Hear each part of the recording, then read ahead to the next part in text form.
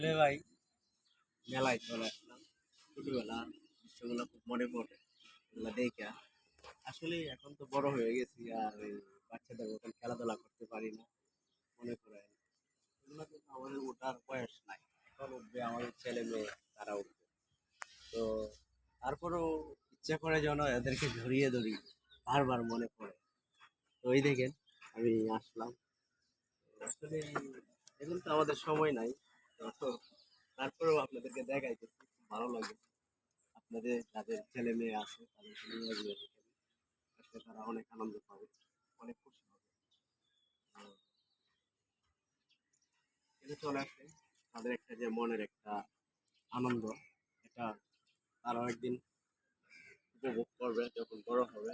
তারা এই কথা স্মৃতিগুলো যখন মনে পড়বে আমার মতন, এই দর্শকদের দেখানোর জন্য তারাও মেলায় চলে আসবে, এভাবে তারাও কথাবার্তা বলবে।